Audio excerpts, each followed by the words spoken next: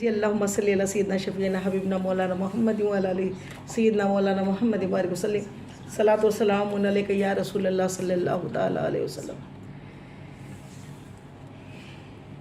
تو امام حسین کی شہادت کا واقعہ کربلا، اور کربلا سے ہی اسلام زندہ ہوا ہے۔ سچائی اور جھوٹ میں کوئی سمجھوتا نہیں، کوئی کمپرمائز نہیں۔ امام حسین مختصر سا کربلا کے بارے میں تھوڑا سا روشنی ڈالنے کی کوشش کرتے ہیں۔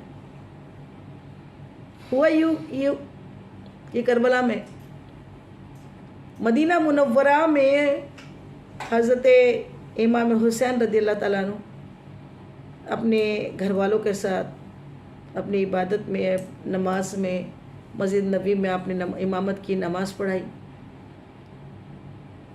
تو ولید جو مدینہ کا گورنر تھا، کون تھا؟ ولید بن عتبہ۔ ولید بن عتبہ نے ایک خبر بھیجی کہ اس ٹائم یہ ہوا کہ امیر معاویہ کا انتقال ہو گیا، اور اس ٹائم عربوں میں یہ تھا کہ جب تک کہ ایک ولی عہد کا، جیسے ایک خلیفہ کا انتقال ہوتا تو بتایا نہیں جاتا پہلے، جب تک کہ اس کا جانشین نہ بنا دیا جائے۔ تو ولید بن عتبہ کو یزید نے میسج بھیجا، اور یزید کو امیر معاویہ اس کے والد نے، جو صحابی رسول ہیں، انہوں نے کہا مرتے وقت میں کہ اے میرے بیٹے سن،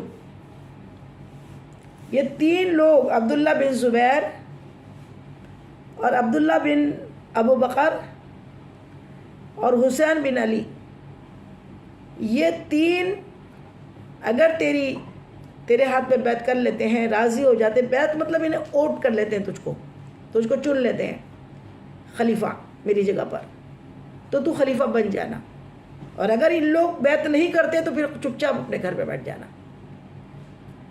تو اسے اتنا معلوم تھا کہ ان کی بیعت بہت ضروری ہے، اور جھوٹ ہے، شراب ہے، زنا ہے، بدکاریاں ہیں، وہ تو ولی عہد زبردستی بن جاتا، جو خلیفہ بن جاتا، لیکن بات یہ ہوتی کہ اگر جو سچا ہوتا ہے نا تو اس کو وہ سچا چپتے رہتا۔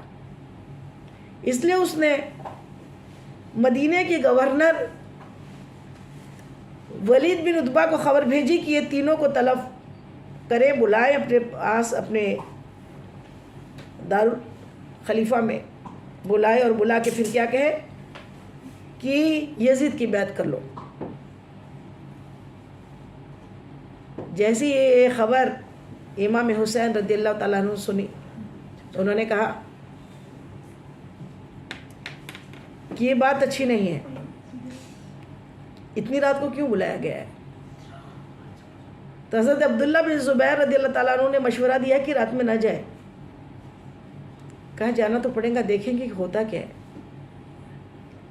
میرا گمان ہے کہ امیر معاویہ کا انتقال ہو گیا ہے، اور اسی لیے بیعت کے لیے مجھے بلایا گیا ہے، ہمیں جانا پڑے گا۔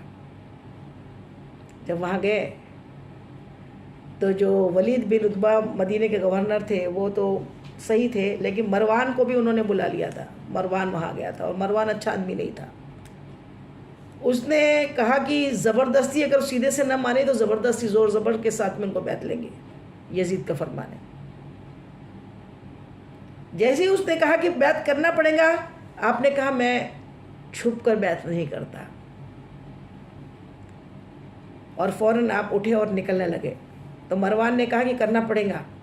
تو کہا تو کسے کہہ رہا ہے؟ تو جانتا ہے میں کون ہوں؟ میں نواسہ رسول ہوں، حضرت علی کا فرزند ہوں، حسین بن علی اور علی بن ابو طالب کا فرزند ہوں، میں ایسی بیعت نہیں کرتا۔ اور آپ نکل گئے، وہ کچھ نہیں کر سکا۔ وہاں آ کے پھر اپنی گھر والوں کے پاس آئے، بی بی زینب آپ کی بہن، زینب سے کہا میری بہن ہمیں مدینہ چھوڑنا ہوگا، ہمیں مدینہ چھوڑنا ہوگا. اللہ اکبر. اللہ اکبر. مدینہ چھوڑنا آسان بات ہے کیا؟ ہم میں سے جس نے بھی حج کیا ہے، عمرہ کیا ہے، جو مدینہ منورہ جا چکا ہے، وہ جانتا ہے چھوڑنا تیرا طیبہ گوارا نہیں. ساری دنیا میں ایسا نظارہ نہیں. مدینہ کیا ہے؟ مومنوں کی جان وہاں بستی ہے. اور 15 دن 10 دن جو بھی وہاں رہ کر آتا ہے، جب نکلتا ہے تو وہ جانتا ہے، گویا یوں لگتا ہے کہ ہم اپنی روح وہیں چھوڑ کے آئے. ہم مدینے سے واللہ کیوں آ گئے، دل وہیں رہ گیا، جا وہیں رہ گئی، سب کچھ وہیں رہ جاتا ہے. جبکہ امید ہوتی ہے پھر بلا لیں گے آقا، پھر جائیں گے ہم مدینہ. اس امید کے ساتھ بھی تڑپ تڑپ کے دل روتا ہے، روح ایک دم تکلیف میں آ جاتی ہے. لیکن ہم کبھی مدینے میں رہے نہیں، وہاں پیدا ہوئے نہیں، تو مدینے سے اتنی محبت کیونکہ حضور پاک سرکار دو عالم صلی اللہ تعالیٰ علیہ وسلم کا روضہ مبارک وہاں ہے. آپ وہاں پر آرام فرما رہے ہیں. ہم نے وہاں پیدا نہیں ہوئے، ہم پھر بھی ہم نہیں چھوڑ سکتے. اور وہ حسین ابن علی رضی اللہ تعالیٰ عنہ، آپ کے دل سے پوچھے کوئی کہ آپ اور آپ کا گھرانہ تو اس مدینہ میں ہی پیدا ہوئے. نانا کی گود میں پل کر بڑے نازوں کے ساتھ پروان چڑھے، اور پھر اس مدینے کو چھوڑ دینا. ساتھیوں نے صلاح دی نہ چھوڑے مدینے کو. کہا نہیں، میں نے خواب دیکھا ہے کہ ایک مینڈھا یہاں ذبح ہوگا، اور جس کے خون سے مدینے کی گلیوں کی مدینے میں بے حرمتی ہوگی، کہیں وہ میں نہ ہوں، اس لیے مجھے چھوڑنا ہوگا. سارے گھر والوں نے سامان باندھا. آپ کی ایک بیٹی سغرا جو بیمار تھی، وہ اسے وہیں رکھ دیا گھر پہ. سفر کی شدت اور تیز لپٹ اور لو اور گرمی برداشت نہیں کر سکتی تھی. مدینے میں انہیں چھوڑا، اور سارا قافلہ، سارا گھر. 22 تو اہل بیت اطہار تھے. حضرت علی کے ہی 6 بیٹے تھے اس میں، جو دوسری زوجاؤں سے تھے. حضرت عباس علمبردار جو نام سنتے ہیں نا، وہ بھی حضرت علی کے فرزند تھے. اور حضرت امام حسن کے بڑے صاحبزادے حضرت قاسم، وہ بھی اس میں تھے. گھر والے 22 تھے، اور صحابہ کرام کی اولادیں ملا کے پورے کل 72 ہوئے. یہ قافلہ جب نکلا